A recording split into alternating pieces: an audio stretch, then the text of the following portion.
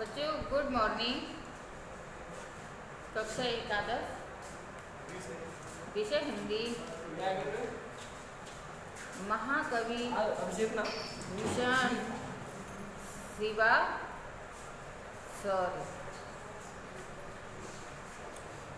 सजित इसका पहला पद साज चतुरंग संग अंग में उमंग भर सरजा शिवाजी जंग जीतन चलत हैं। भूषण भनक नाद बिहद नगारन के नदी नद मद गैव रंग के रलत हैं। एल फैल खैल भैल खलक में गैल गैल गजन की ठैल पैल सैल उलसत हैं। तारा स तरन दूरी धारा स लगत जिम धारा स पारा पारा वार स हलत हैं। ये जो शिवा सौर्य है, ये महाकवि भूषण ने जो भूषण ग्रंथावली है बच्चों, उससे ये कुछ पंक्तियाँ अवतरित हैं और हमारे यहाँ ये शिवा सौर्य नामक शीर्षक से ली गई हैं। इसमें जो रचनाकार हैं उन्होंने बताया है कि जो शिवाजी जब चतुरंगिनी सेना को लेकर युद्ध में प्रस्थान कर रहे हैं उस समय का वर्णन है कि साज चतुरंग सैन अंग में उमंग धरी सरजा शिवाजी जंग जीतन चलत हैं।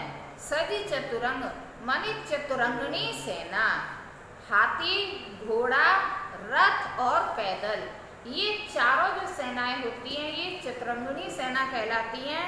तो रचनाकार कह रहे हैं कि महाकवि भूषण कह रहे हैं कि सरजा की उपाधि से सुशोभित छत्रपति शिवाजी जो हैं वो अपनी चतुरंगनी सेना को लेकर क्या करने जा रहे हैं कि युद्ध करने के लिए जा रहे हैं। तो वो कैसे हैं? अंग अंग में उमंग धरी, उनका अंग अंग उमंग माने उत्साह से भरा हुआ है। किसके कारण? जंग जीतन चलत हैं माने युद्ध को जीतने के कारण। कि महाकवि भूषण कह रहे हैं कि जो सरजा की उपाधि से सुशोभित शिवाजी है ना, वो अपनी चतुरंगिनी सेना को लेकर युद्ध करने के लिए अंग अंग में उत्साह को भरे हुए युद्ध जीतने के लिए जा रहे हैं। कि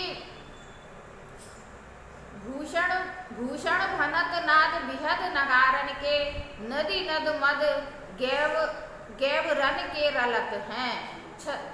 रचनाकार कह रहे हैं कि उस समय जो नगाड़ों की ध्वनि थी, तो जो नगाड़ों की आवाज होती है बच्चों वो बहुत तेज होती है। तो नगाड़ों की जो तेज ध्वनि थी उस नगाड़े की ध्वनि से कि जो नदी नद मद गैव रन के रलत हैं, जो हाथियों की कनपटी से जो मद बहता है ना, जब हाथी उन्मत्त हो जाता है, उन्माद हो जाता है, तो उन्मत्त होता है उस समय कान के पास से कनपटी से जो हाथी है वहाँ उस हाथी में कनपटी के पास से एक प्रकार का जो तरल पदार्थ है वह बहने लगता है, उसे मद कहते हैं। तो नदी और जो नाले हैं वो कैसे हो गए हैं? हाथियों का मदमस्त हो गए हैं। तो उनका जो मद बह रहा है, मद इतना बह रहा है कि सब जो नदी नाले हैं वह सब भर रहे हैं, यानी वहाँ पर जो नदी नाले के समान उनका जो मद है वह बह रहा है। कि एल फैल खैल भैल खलन के गैल गैल गजन की ठैल पैल सैल उलसत हैं। रचनाकार कह रहे हैं कि जो बहुत सारे हाथी हैं और बहुत सारी सेना है, सेना जो है विशाल सेना जो उनकी है शिवाजी की, वह सब जगह फैल गई है और सब जगह सेना फैल जाने के कारण संसार में खलबली मच गई है। और खलबली मचने के कारण क्या है कि आपस में हाथियों में धक्का मुक्की हो रही है और धक्का मुक्की होने के कारण क्या हो रहा है कि पहाड़ भी उखड़ रहे हैं। जो विशाल सेना चल रही है तो उससे क्या हो रहा है कि विशाल सेना चलने के कारण धूल उड़ रही है। तो कैसा प्रतीत हो रहा है कि तारा सो तरन धूरी धारा सो लगन जिम थारा थारा पर पारा पारा बार यूं हालत है। माने जो धूल उड़ रही है हाथियों के चलने से, तो धूल उड़ने के कारण जो आकाश में चमकता हुआ जो सूर्य है ना, दिन में सूर्य है, रात में चंद्रमा, तो दिन में जो सूर्य चमक रहा है वो धूल के कारण तारे के समान छोटा सा दिखाई दे रहा है। और हाथी इस प्रकार से, हाथी के चलने से पृथ्वी इस प्रकार से हिल रही, हाथी के चलने से क्या हो रहा है बच्चों कि समुद्र इस प्रकार हिल रहा है कि जैसे थाली में रखा हुआ पारा हिल रहा हो। जो सेना का भार है ना बच्चों, तो कह रहे हैं सेना के भार से जो पृथ्वी है वो पृथ्वी कांप रही है। इसमें जो काव्य सौंदर्य है इसकी भाषा साहित्यिक ब्रज भाषा है और इसकी शैली मुक्तक शैली है तथा अलंकार इसमें अतिशयोक्ति अलंकार है, क्योंकि बहुत बड़ा चढ़ाकर इसमें बात कही गई है। और जहाँ पर एक ही शब्द दो बार आए वहाँ पर पुनरुक्ति प्रकाश अलंकार है, इसलिए यहाँ पर पुनरुक्ति प्रकाश अलंकार भी है।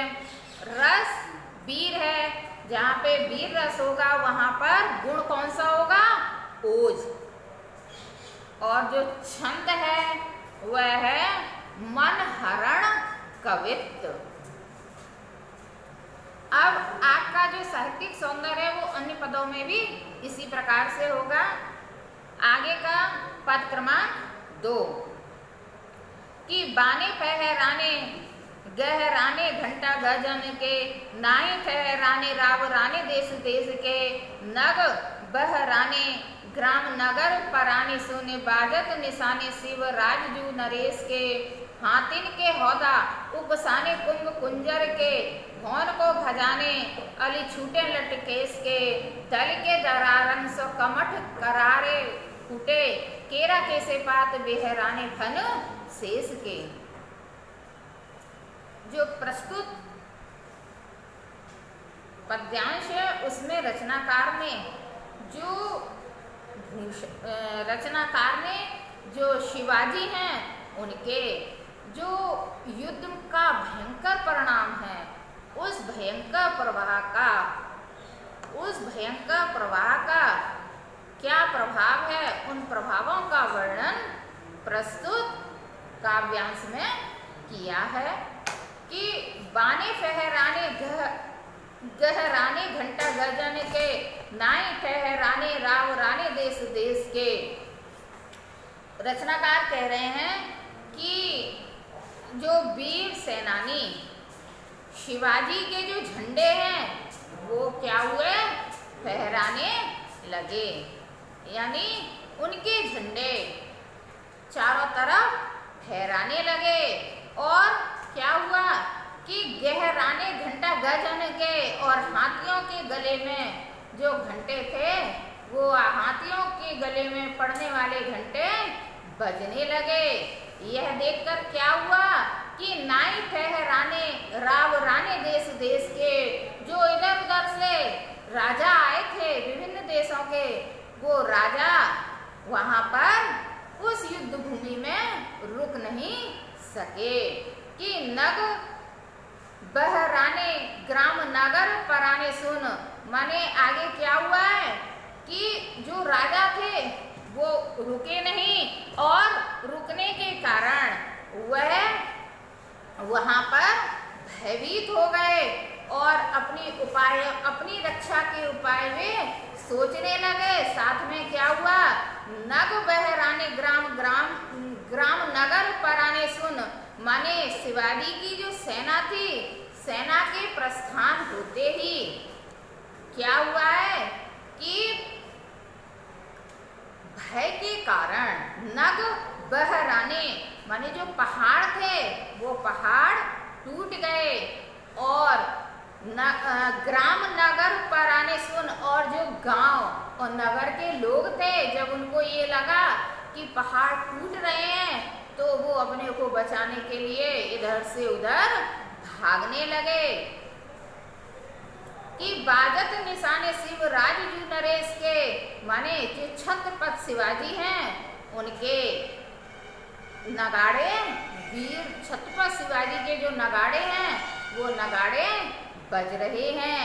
कहने का अभिप्राय ये है कि नगाड़ों की धुनी को सुनकर ही केवल गांव और नगर के लोग अपनी रक्षा के लिए, अपने प्राण बचाने के लिए इधर से उधर भागने लगे कि हाथिन के हौदा उपसाने कुंभ कुंजर के भौन को भजाने अली छूटे लटकेश के। हाथिन के हौदा उपसाने कुंभ कुंजर के रचनाकार लिख रहे हैं कि जो हाथी थे उन हाथियों की तीव्रता कैसी थी कि हाथी तेज चाल से चल रहे थे तो इधर उधर चलने के कारण जो उनके हौदे थे वो उनके हौदे ढीले पड़ गए, कमजोर पड़ गए और हाथियों की जो कनपटी थी उन कनपटियों में से उनका बहने वाला मद बहने लगा। जो उस पर क्या हो रहा था कि भौन को भजाने वाली छूटे लटकेश के उस पर अनेक भौरे मड़रा रहे थे और उनकी तेज के चाल के कारण वह अपने अपने प्रदेश में जाने लगे। उड़ते समय जो भौरे उड़ रहे थे उस मद पर वो उड़ते समय ऐसे प्रतीत हो रहे थे कि जैसे किसी की बालों की लटाएं खुल गई हों और लटा खुल जाने के कारण वह बाल इधर उधर लहरा रहे हों कि दल के दरारन सो कमठ करारे फूटे केरा के से पात बेहराने फन शेष के। माने छत्रपति शिवाजी जब चल रहे हैं तो उनकी सेना के चलने से क्या हुआ, कछुए की जो पीठ है ना बहुत कठोर होती है, तो वो कह रहे हैं कि जो कछुए की पीठ है वह कछुए की पीठ भी टूट गई और टूटने के से क्या हुआ कि जो शेषनाग के फन पर टिकी हुई है पृथ्वी, तो कहते हैं कि जो पृथ्वी शेषनाग के जो फन है वो शेषनाग के फन ऐसे फट गए जैसे केले के पत्ते फट जाते हैं। इस प्रकार से शेषनाग के फन भी फट गए। बच्चों इसमें भी जो काव्य सौंदर्य है इससे पूर्व पद की तरह ही है। आगे का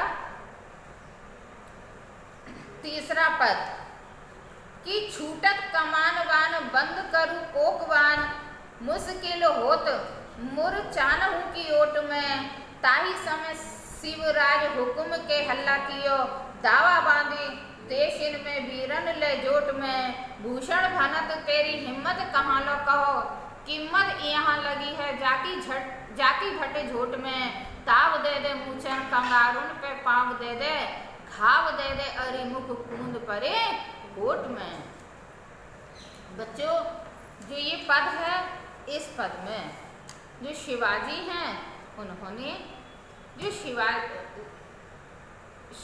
जो भूषण कवि हैं उन्होंने जो शिवाजी की सेना है ना उस शत्रु सेना से हुए युद्ध का बहुत अच्छा वर्णन किया है और कहा है कि छूटत कमान बान बंद करू कोकवान मुश्किल होद मुर चानहु की ओट में। के भूषण कवि कह रहे हैं कि शत्रुओं की ओर से जो भयंकर धनुष बाण बंदूक और जो कोकवान नामक भयंकर शब्द बाण था, वह शब्द वाले बाणों की निरंतर हो रही भीषण जो बौछार थी, उस बौछार से जो मोर्चों की ओट में, मोर्चे की ओट में अपनी रक्षा कर पाना शत्रुओं के लिए मुश्किल हो रहा था। कि ताही समय शिवराज हुक्म के हल्ला कियो दावा वाली देशन पे वीरन ले जोट ले। उसी समय ऐसे भीषण समय में, जब भीषण युद्ध के समय में जो छत्रपति शिवाजी थे, महाराज शिवाजी ने अपनी सेना में चुने हुए वीरों को साथ लेकर शत्रुओं को ललकारने के लिए, शत्रुओं को पराजित करने के लिए उन्होंने गर्जना के साथ आक्रमण का आदेश दे दिया। और आगे कि भूषण भनत तेरी हिम्मत कहाँ लो कहे, किम्मत यहाँ लगी है जाई भट झोट में। कि भूषण कवि कह रहे हैं कि मैं शिवाजी की हिम्मत का वर्णन कहाँ तक करूं कि जिसकी वीरों के समूह में कोई कीमत नहीं है। क्योंकि कहने शिवाजी की हिम्मत जो है ना, वह अकथनीय है, उसका वर्णन नहीं किया जा सकता है। वह वीरों के समाज में अत्यधिक कैसी है, सम्माननीय है। कि ताव दे दे मूछन कंगारुन पे पाँव दे दे घाव दे दे अरि मुख कूंद परे कोट में। कि शिवाजी जो तेरी सेना थी ना, जो शिवाजी की सेना थी, शिवाजी की सेना ने क्या किया है कि जो वीर हैं, वीर ने अपनी मूछों पर क्या किया है, ताव दे दिया है। और ताव देकर शत्रुओं के किले के, जो शत्रुओं का किला है, उस किले के जो कंगारू हैं, बच्चों कंगारू कहलाते हैं, जो दरवाजा बना होता है, दरवाजे पर जो किनारियां बनी होती हैं, सुंदर बेल बनी होती है, उस बेल को कंगारू कहते हैं। कि कंगारुओं पर पैर रख कर जो शत्रु सैनिकों के घायल करके, यानी उनके मुंह पर प्रहार करते हुए वो उनको मारकर किले के अंदर कूद पड़े। आगे का बच्चों कल